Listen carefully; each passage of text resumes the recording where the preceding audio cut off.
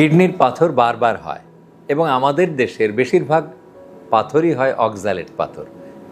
পাথর তো 5 ধরনের, তার মধ্যে অক্সালেট পাথরই হয় 80%, শতকরা মানে 100 জনের মধ্যে 80 জনেরই হয় অক্সালেট পাথর।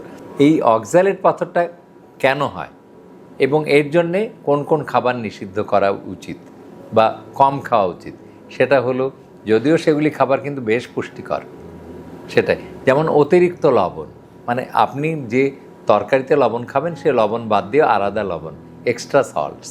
এই এক্সট্রা সল্ট আপনি বলবেন যে আপনি পাতে ছিটিয়ে খাচ্ছেন না, কিন্তু আপনি আচার যদি খান তার মধ্যে লবণ দেওয়া থাকে এক্সট্রা, আপনার জন্য হয়ে গেল।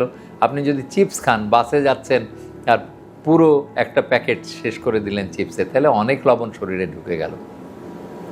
এইভাবে আপনি নানানভাবে অতিরিক্ত লবণ খেতে পারেন। আর ইয়াং ছেলেমেয়েরা স্যান্ডউইচ, বার্গার যেগুলি খাচ্ছে সেখানেও অতিরিক্ত লবণ থাকে মেয়োনিজের ভিতরে।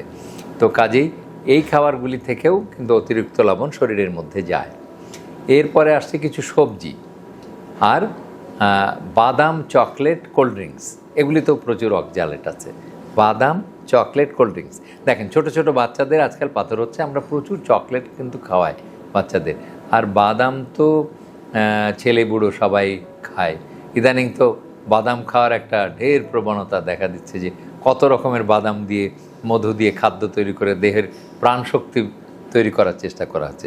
কিন্তু সবাই খান, কোনো সমস্যা নেই, কিন্তু যাদের পাথর তৈরি হচ্ছে তারা একটু বুঝে সুঝে খান যে না, অতগুলি বাদাম আমার দরকার নেই। তারপরে আসছে কিছু সবজি, যেমন গাজর, মূলা, কপি, কচু। আবার বলে দিই, গাজর, মূলা, কপি, কচু, পালং শাক, পুঁই শাক। তো কত সহজ হয়ে গেল, গাজর, মূলা, কপি, কচু, পালং শাক, পুঁই শাক। এটা বিশেষ করে পালং শাক এবং পুঁই শাক।